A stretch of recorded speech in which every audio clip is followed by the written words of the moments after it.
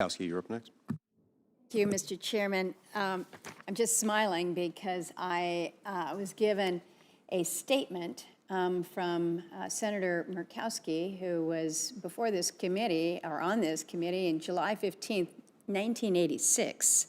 And apparently at that time, my father introduced you, Mr. Garish, to the committee as you were being nominated to become the federal inspector for the Alaska Natural Gas Transportation System. So as my colleague has said, there's a few from the Reagan days that not only understand things, but understand things so well that they are back yet again. So a little bit of committee history here.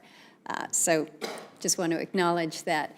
Ms. Beyer, I want to speak to you a couple questions here, and I love your connections to Alaska.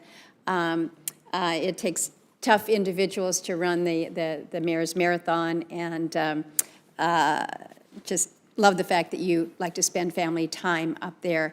So you're familiar with Alaska. The last time we had a Senate-confirmed ASLM position was an Alaskan, Joe Belash.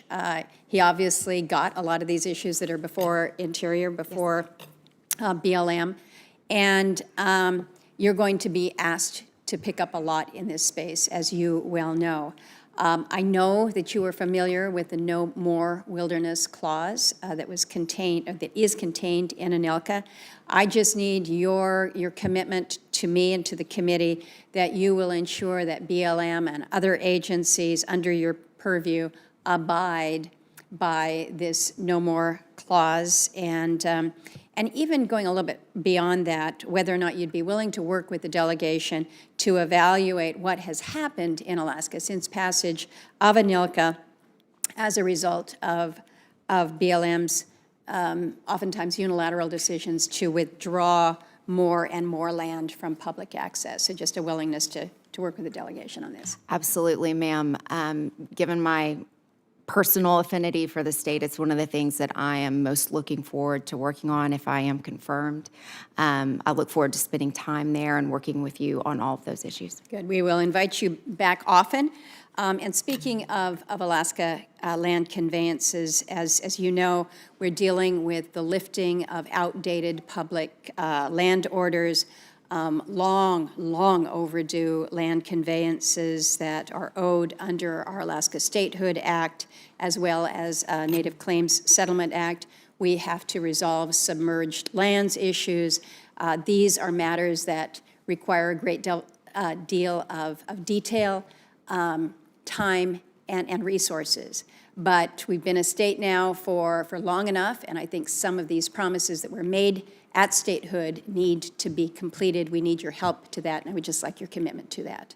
Absolutely, ma'am. If I'm lucky enough to be confirmed, I look forward to working on that. Good, good, good. And last question to you. I know you're not in the building yet, but the department has just recently announced a new 5-year program for offshore development, as well as what they're calling a new high Arctic planning area. And I get where the administration is coming from. It's basically put everything on the table and then figure out how we might want to winnow some of this back, actually where we want leasing to occur. As you well know, in Alaska, there are places that we seek to develop aggressively, responsibly, and then there are areas that we don't. So I would just ask your commitment again that you would work with the Alaska delegation. We've got Alaskans that are here in the room as part of Alaska Day today, but especially our North Slope leaders to determine where leasing is appropriate and perhaps not appropriate within the Alaska OCS. Absolutely. I look forward to being briefed on the details of that, and I will take a very close look at it. Very good. Appreciate that. Mr. Abbey, I am going to give you an opportunity to share a little bit of your vision here. You don't have much time, but you have spent a lot of time thinking about many of these things. You mentioned the vision that you have for the critical minerals and the specific outlook.